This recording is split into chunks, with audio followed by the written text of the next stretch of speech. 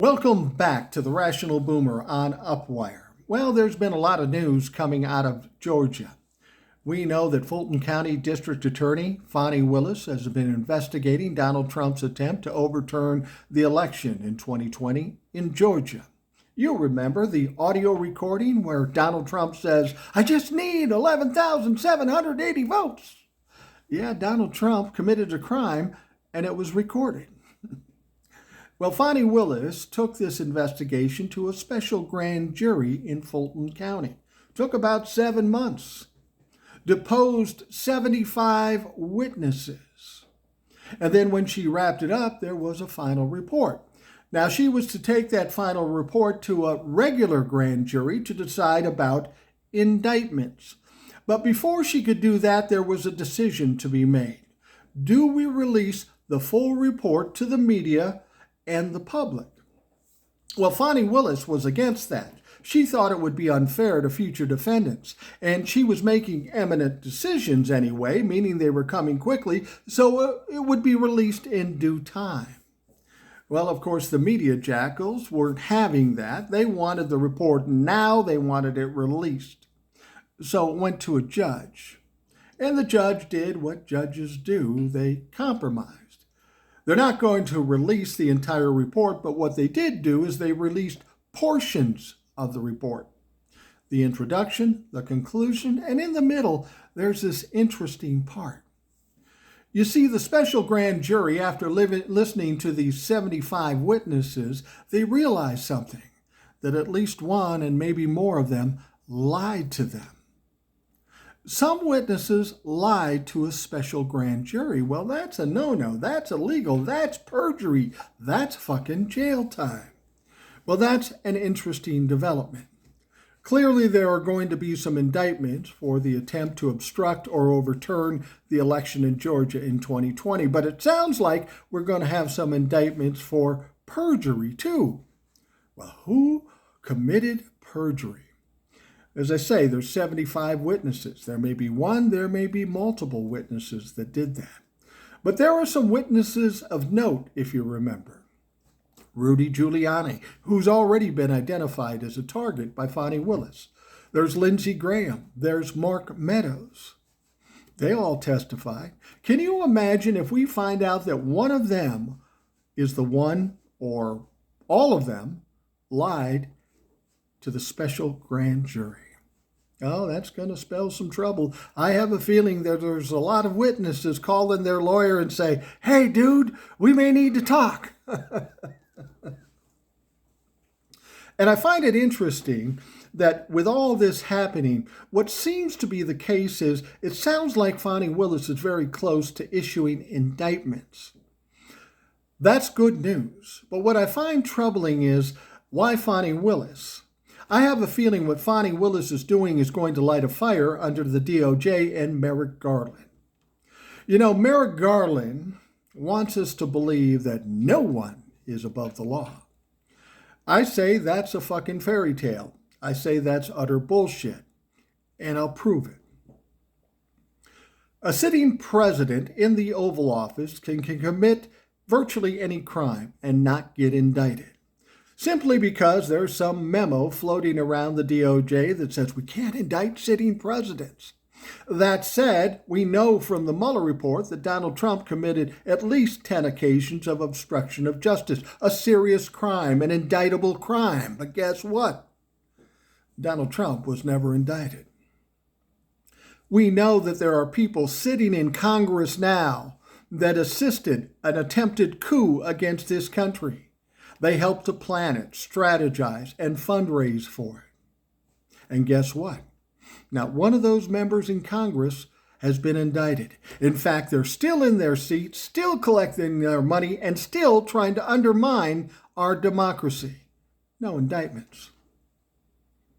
We know that a former president can steal classified documents from the White House, bring them home, hide them, and then when they're asked about it by the DOJ and the National Archives, they say, "Oh, no, we don't have any more." Well, the DOJ and the National Archives weren't buying that bullshit, so they issued a search warrant. And guess what? They searched Mar-a-Lago and found a bunch more documents. And even still, Donald Trump is still sitting in Mar-a-Lago in his dirty diaper, shoveling Big Macs down his gullet, and no indictment. Now, I've always gave Merrick Garland the benefit of the doubt. He's cautious, he's methodical. And frankly, if he's to indict Donald Trump, this will be the biggest trial in the history of this country. So there's a lot of strings attached. You do have to be careful. But there has to come a time when you step up and actually do something. We've waited 2 years at this point, said, well, the midterms are coming, oh, the holidays are coming, and this is coming. Well, that's all behind us now. We've got less than 2 years before the next presidential election. Now's the time to get to getting. No time to wait and tell us, well, we've got another excuse to wait. The future of this country, the future of this democracy is dependent on what Merrick Garland and the DOJ does.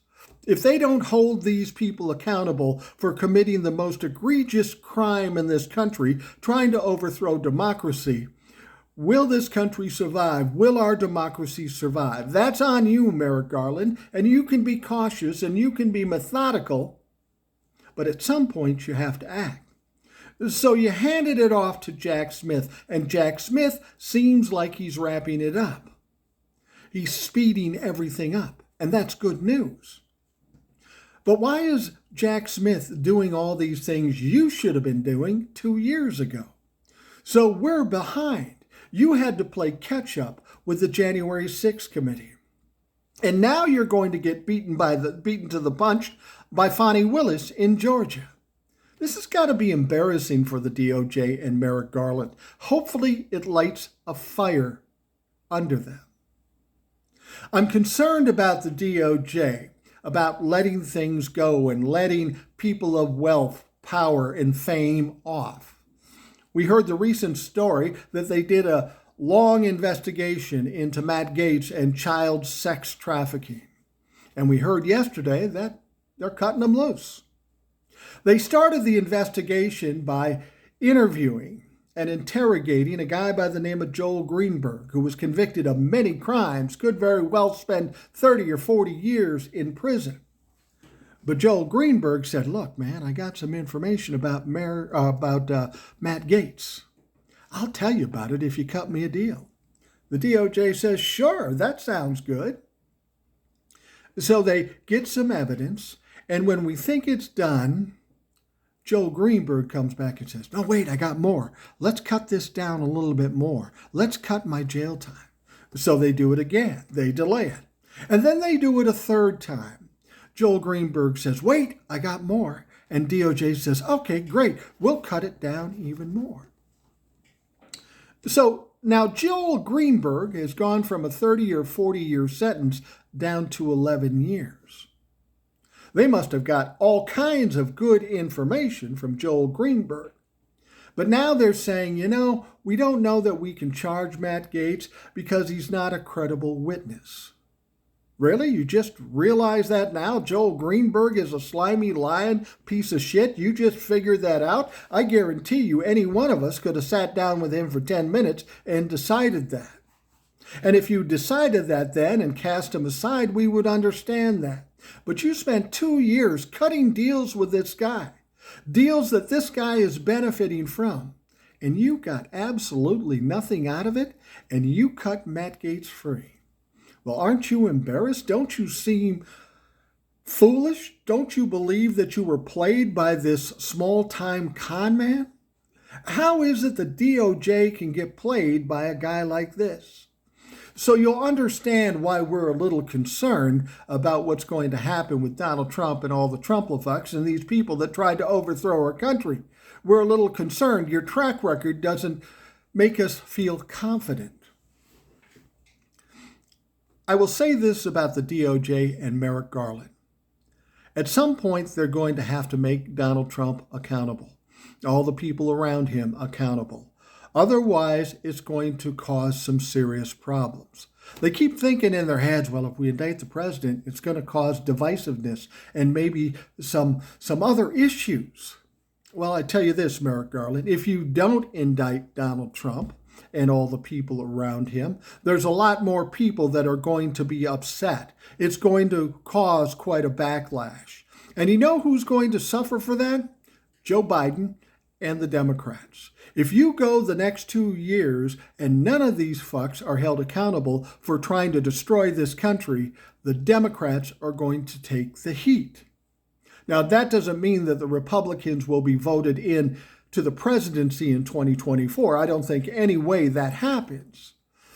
But it's going to cause a lot of uncertainty about our government as a whole.